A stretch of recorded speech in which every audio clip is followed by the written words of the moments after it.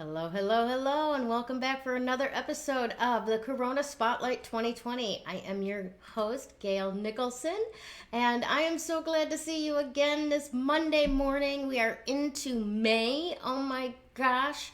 And the coronavirus quarantine continues. So we are continuing to interview people who are helping others through this very stressful, chaotic, and confusing time. Whether it is people who have been doing business online for a while that know what needs to be done and can help you do it, or people like my energetic coach friends that are helping people deal with the stress, the anxiety, the close quarters with people that we love but sometimes don't really like. So, along those lines, I'd love to introduce you to my guest for today. She comes to us from Guelph, Canada. Guelph, Ontario, Canada, excuse me. No, not Guelph. Where are you from? Whitehorse, Yukon. Oh, that's right. I'm so sorry. We've got somebody else coming next week from Guelph. I crossed the streams. My bad. I am so sorry. This is Michelle Evans, intuitive energy healer with RockSolidLove.ca. Thank you so much for being with me today, Michelle. Oh, thanks for having me, Gayle. Oh my God, I feel like such an idiot. I'm so sorry. And I was like 3 times when we were chatting beforehand, I was like, ask her, ask her, ask her. No. Okay. Now, so No, today, you got Canada right. Like that's a score. Lots of people get that one wrong. So, I will be honest, as familiar as I am with Canada, and even having lived there for 7 years, I had to fix your URL a number of times because muscle memory says .com, not .ca. So let's start with that though.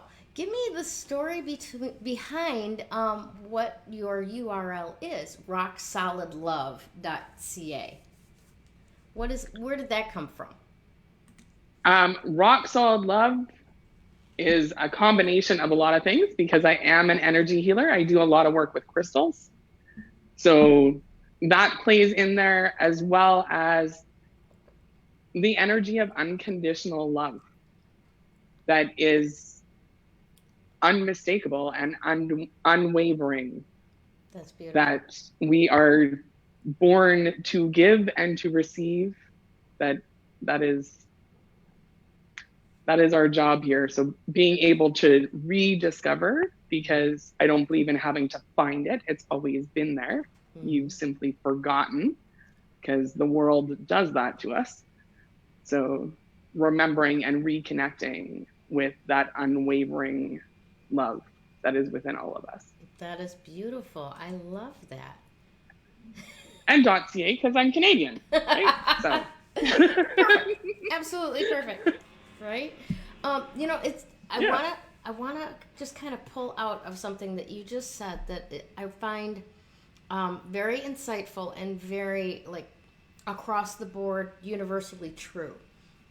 And that is that as many times as you may talk to a group or I may listen to another speaker or whatever, don't you find that you're never actually listening to anything new?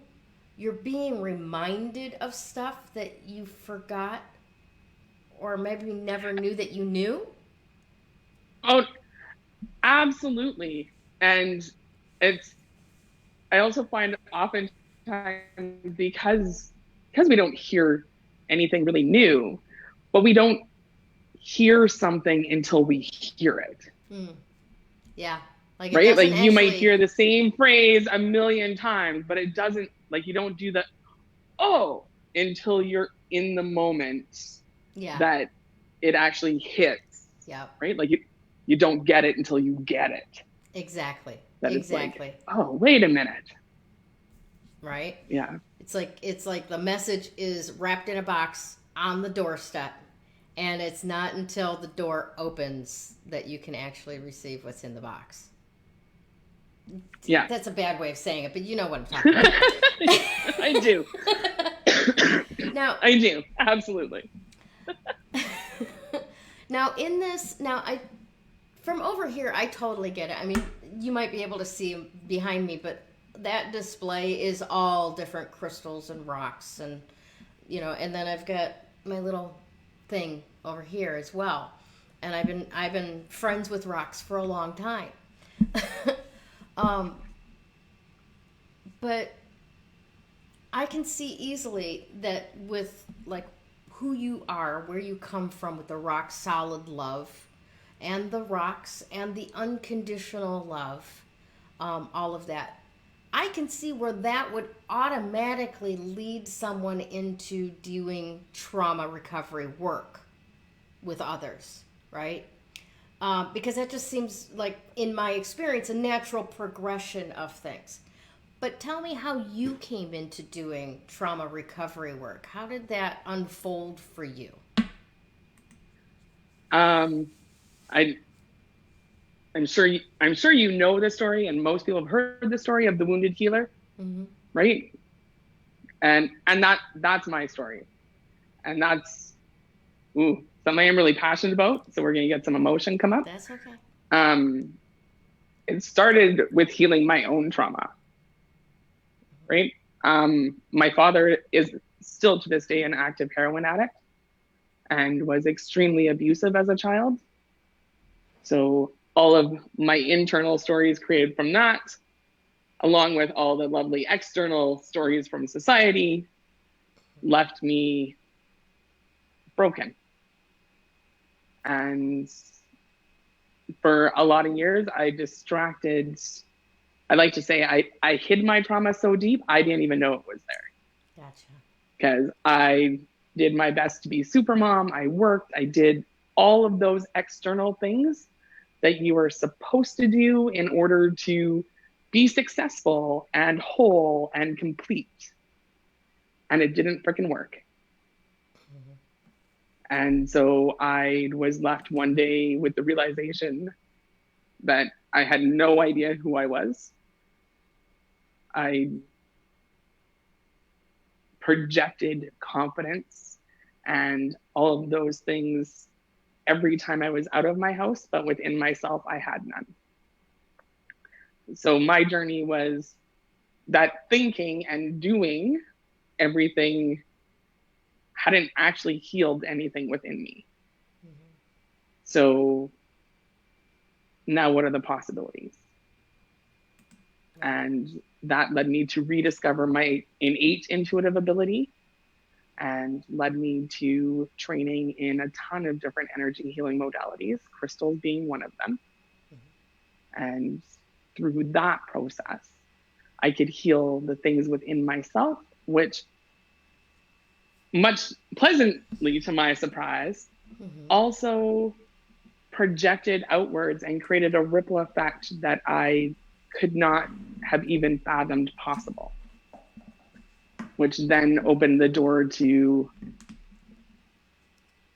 if I have all the training and all the tools and I can get this far, I can then help other people get that far as well.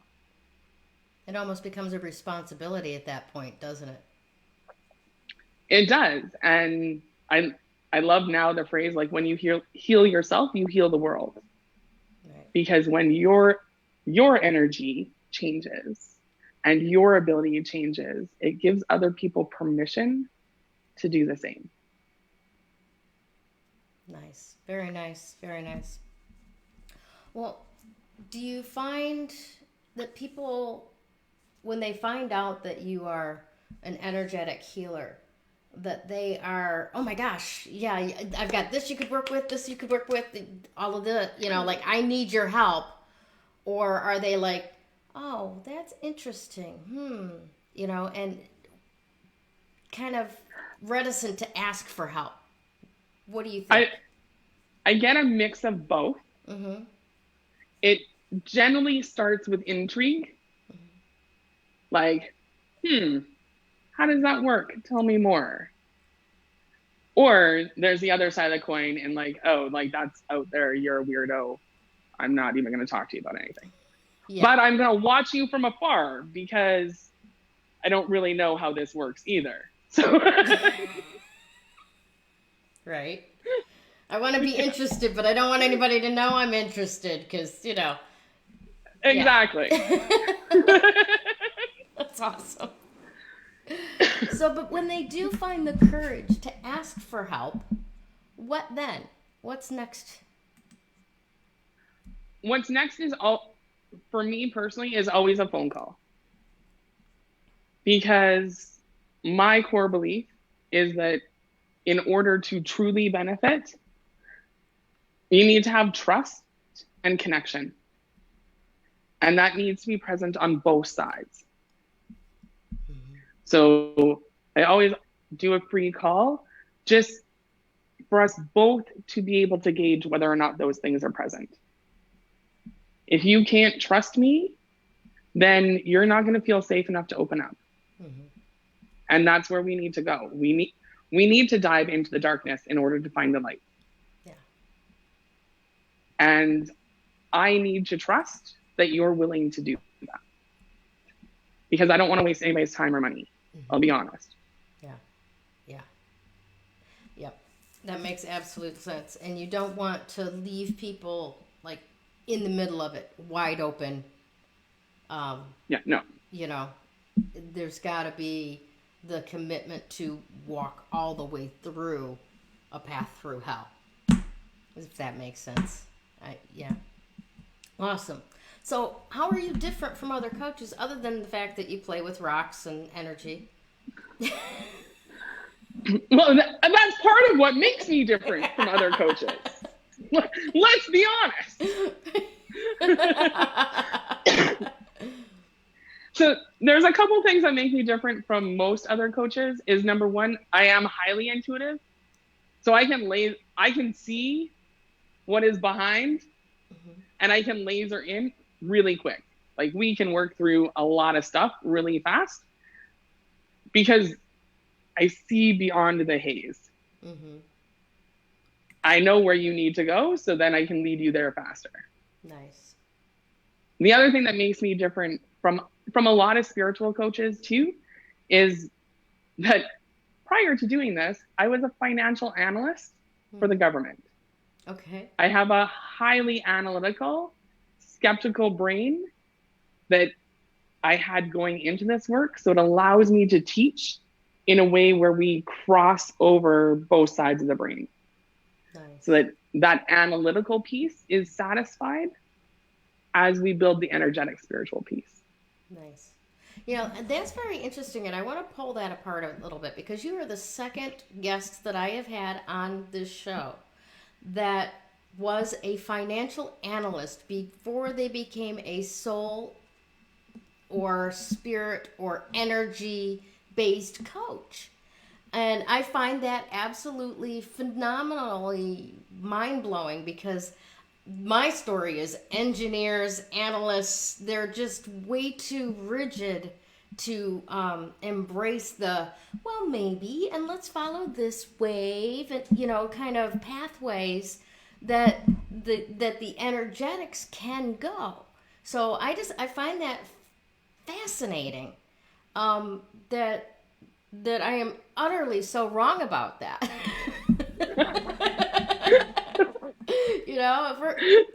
But yeah, like you left brain people can get this stuff after all. I know that sounds horrible the way they just put that, but you know what I'm saying? Well, and I think part of it for me personally, like I don't know about your other guests, but part of it is that remembering. Because when I was born, when I was little, mm-hmm. I was intuitive. That's a gift that I was born with. Mm-hmm. And through my life experiences, I had to seize control mm-hmm.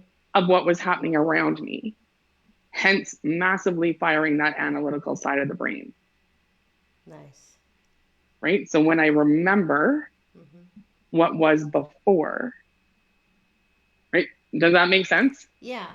And I think that it's interesting and leads another level of depth to this theory that I have about the people who have grown up in chronically abusive environments.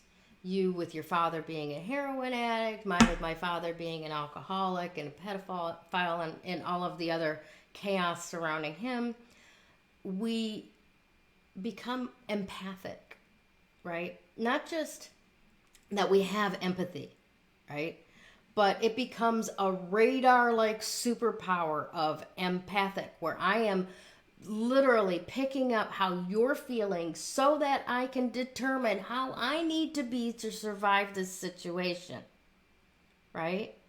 And Yeah. so what are your thoughts about what that is, because I know we all do have intuition, we all do have empathy, we all have these base level of all of these powers, right? And then depending on our experiences, which ones get developed, which ones, become withered or unused or unexercised. So what are your thoughts about that? I think that's a really interesting point, is that we become so empathic in order to know how to survive a situation. Then the risk in that, because I believe in the paradox. So as much as it's a gift, it can also feel like a curse sometimes. Mm-hmm. So the risk that we run in that, especially as heart-centered women that want to help everybody, mm-hmm. is we run the risk of feeling other people's feelings for them instead of with them. And it took me a long time to learn that distinction. Mm. And it's one of the things that allows me to go so deep with my clients and have it feel really safe. And we don't replay the trauma, but we visit it in order to find the light in there. Right. And it's because I can literally feel with them. No. I no longer feel for them. Yeah. I imagine there was a learning curve there as you discovered that that's what you were doing, and then how to do something different that's more helpful. Yeah, it requires putting a lot of my tools to use, for sure. to be able to establish that connection, and then also to be able to let it go. Right? Awesome. But yeah. it is the difference between like wanting to fix people. That did not work very well in my life. Mm-hmm.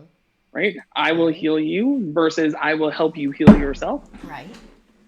Two very different things. My life relationships are way different now. That's growth. That's a good thing. and I do believe every single one of us is intuitive. Mm-hmm. Like, we are born with that connection. Mm-hmm. And then something happens in life that tells you it's not safe. So you turn the volume down. Mm-hmm. So I work a lot with my clients on turning that volume back up and building what I call the trust muscle, right? So that you're not stuck second guessing yourself all the time. Nice. Yeah. Yeah, that was a fun experience in my own growth and progression through recovery, that phase of learning how to trust your intuition and shifting from that, I knew I should have listened to myself, damn it, to, all right, well, this is weird, but this is what I'm getting, so I'm going to try doing this. Hey, it worked out. How the heck did that happen? Yeah, was an adventure. Was that's a dumb question. Was that adventurous for you too? What were some of the things, do you remember any of the things that you were like, oh, wow, this worked? Everything in my life. Like, even looking back on my life, I'm like, holy crap, like, how did that happen? Like, that wasn't actually me. Yeah. and the more clients that I worked with, mm-hmm. the more people I worked with, the more my trust muscles built as well. Because especially when I'm working with other people, I'd be like, you want me to say what? Like, I don't even know if this is true. Like, I don't know what. And the more that words just came out of my mouth and somebody was like, oh my God, how did you know? I'm like, yeah. Hey, that's how I knew. Yeah, mm-hmm. It's relevant. Yeah. But in the beginning, I censored a lot of stuff that I was like, Yeah. I don't know if that's going to make sense. I don't know if that's true. I don't like, yeah. Yeah. And now we just roll with it. Yeah. And it Now goes it's like, exactly where it needs to go. yeah. No, Yeah. it gets to that level where it's unsurprising and almost annoying. For Yeah. me. Yeah.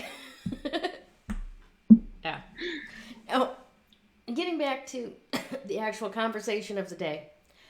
What um things are getting, people are getting to the point now, especially I think with the spring weather hitting the northern climates, and that our bodies are like, throw the windows open, breathe in the fresh air, let's get out in the sunshine, right? And the news is going, yeah, no, right? Shelter in place, stay where you're at. If you must go out, put a mask on your face, and whatever the rules are locally where you're at. So they're getting to a certain level where the stress has become quieter, more intense. The overwhelm is getting to unmanageable levels. I mean, just in North America, as society as a whole, I feel we have this certain tolerance of anxiety that resides right about eye level, right? And when little things spike it, you're underwater real fast, right? And I think we've been operating probably about eyebrow level for the last 2 months, and that much closer to being underwater, emotionally speaking. So what simple things can people do right now to overcome that stress and overwhelm? Do you have anything that you can suggest? Yeah. And I just want to add on that for a second too, in that part of, I think, the anxiety and the depression is this prolonged experience. And it's also a reoccurrence of a survival mechanism. So I have a lot of clients right now that have done a ton of work, and their anxiety and that tendency to depression, they've had that under control Mm-hmm. for a long time, and all of a sudden it's back now. So I want to just briefly address that it's not because you haven't done the work. It is because this is a literal fight or flight survival mechanism. And where we are right now, that tool that has kept you alive, as much as you might not like it, it's still a tool that has kept you alive, is coming back to try and do the same thing now. Mm-hmm. So that happens for a lot of people, I find, even whose life hasn't changed a whole lot. Like people that have been working at home and nothing has really changed for them, they're still experiencing that because of the collective energy of where we are. So And as I must. easy as it sounds, Mm-hmm. oh, go ahead. No, I was just gonna say you're absolutely right. I amplify that 100% because I'm dealing with that myself. And it's not. I don't want to use the word triggering, right? Because it's not triggered. It's a skill or a tool that's is rising up to be used, right? Yeah. And we do have a tendency to go, but that's a bad thing. Well, no, not necessarily. You know, um, it's a tool that will help you get to another space where you can heal. It's kind of like when you bite it in the gravel and you have all these little rocks in your skin, right? And you have to debride the injury to get all that little gravel out, or it won't heal right at all, right? And it's that wire brush that can be so painful at the time, but if you don't do it, the healing later on is full of pits and bumps and ulcers that don't heal properly because there's still stuff in there festering. So with that said, please continue. Yeah. So number one is to recognize that it is a tool that was developed to protect you. It's not coming to drag you under. It is actually coming because it loves and wants to protect you. So that recognition in itself is huge. Mm-hmm. And so I like to say, even having a conversation, like, I see you and I thank you for loving me. Right? And this is what it was like then. This is what it's like now. Mm-hmm. Even that acknowledgement will help shift that energy. Mm-hmm. And the other thing, as easy as it sounds, as simple as it sounds, doesn't mean it's easy, is to remember to breathe. It is something that we take for granted all the time. Mm-hmm. And when you're in that space of overwhelm and inability to focus, to draw your awareness to the breath and really pay attention to the inhale and the exhale, even 3 times, is going to instantly change your state. Mm-hmm. And physiology. Mm-hmm. That's excellent advice. And even as you were talking, I realized how shallowly I was breathing, like down to about here, and just placing my awareness on, oh, wow, yeah, just breathe. All the way, filling the lungs all the way, 3 times in a row. Just, it does. It literally puts you in a different physiological state. Well, and part of it is bringing your awareness back to this moment. Mm-hmm. In the breath, because overwhelm and anxiety actually live in the future. You're projecting on what you need to do, what has to be done, what if, all of those things that are actually in the future. Right. And bringing your awareness back to the breath brings all of your energy back to this moment. Beautiful. And that's part of why you feel so much more calm and relaxed, is because you're actually fully back here. Yeah, in the present. And I was talking with someone else the other day that has a new perspective to me on the trauma that occurs in the past. And basically, I'm paraphrasing, I'm probably going to butcher exactly how beautifully he said it. But it was at that moment in time, with that breath of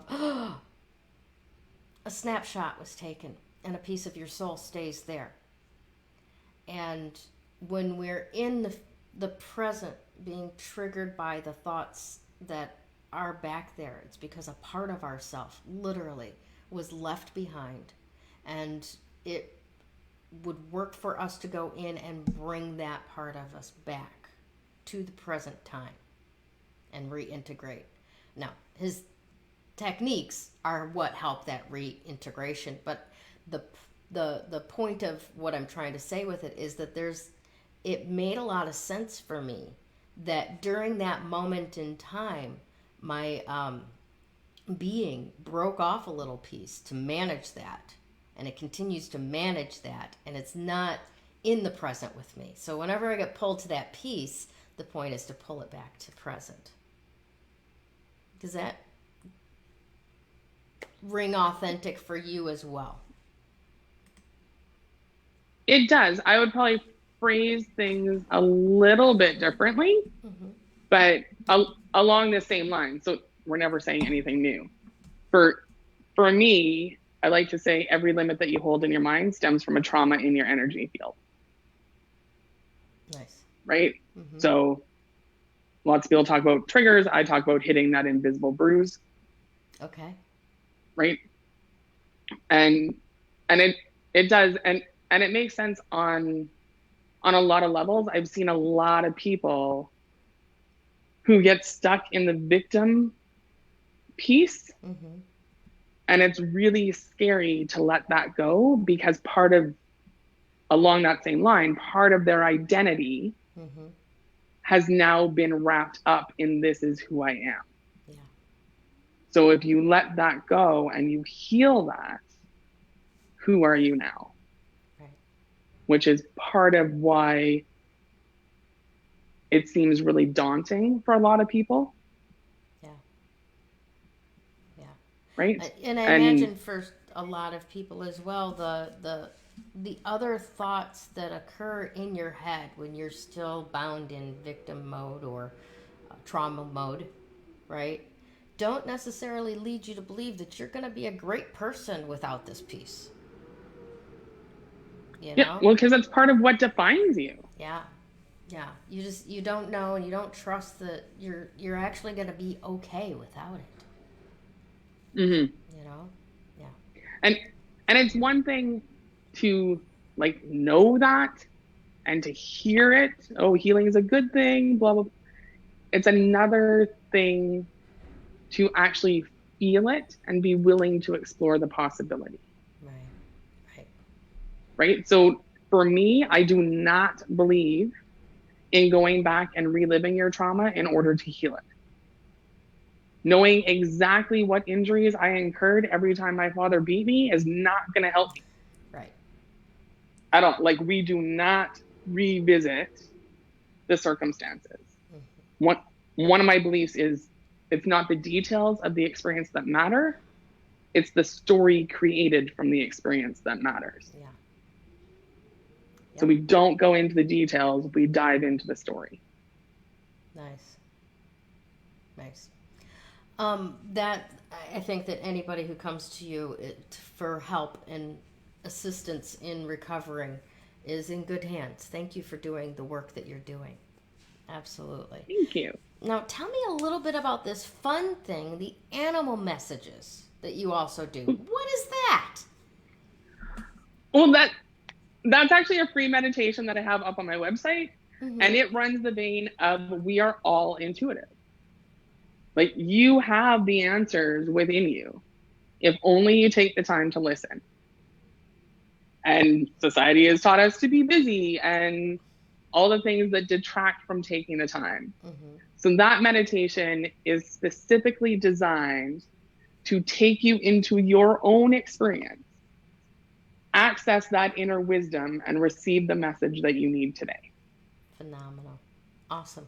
And now that can be found right on your website, right? RockSolidLove.ca. Correct. Yeah, it's right on the homepage. Free, okay. Download it, have fun. It was a lot of fun to make. It is a super relaxing journey into yourself. And I think that's the best part for me, is that you can do it every day and get something different every day. Because it is designed to lead you into your experience, not me telling you my experience. Beautiful. I love it. Now, and then you've got something else as well for our audience today that you're offering to them. The Reconnect Inner Circle membership. Tell me more. Ooh, it's one of my favorites. It is really working with me in a group situation. Mm-hmm. So I have a couple of programs, and it started from private clients and my group program clients that wanted to continue calls and wanted to continue learning. So it is an incredible community of heart-based women that have, just like me, just like you, have the tendency to sacrifice ourselves in order to help everyone else. So need a little accountability, need to be reminded of the tools that they have and learn some new ones in order to reconnect with their intuition, their energetic prowess, because we have an amazing ability to control energy if only we remembered, and really rediscover who they are. And it is just a beautiful community that you get to give the support that you so want to give. And you get to practice receiving, because that's something that, because we're so focused on giving, we generally don't receive very well. Yeah. So building all of those muscles, right? Building the trust muscles in yourself, in your spiritual support team, all those things. Excellent. Excellent. All righty. Well, the time has absolutely flown today. Do you have any final thoughts for our audience? The biggest thing for anybody to know, no matter where you are, is that you are never alone and you are always loved. Beautiful. Thank you so much, Michelle, for being here today and for doing what you do for the world. I appreciate you and I honor you. Thank you for having me. It's my pleasure. All right, Facebook, have a just fabulous, fabulous week ahead. We'll see you again real soon. When you open yourself up to actual energy work, makes that recovery progress so much faster. That recovery is possible. You do not have to live as a victim until your last days. You have unbelievable strength, and I know that because you're still here. Do you want to create something completely unrecognizable with your life? I can show you how.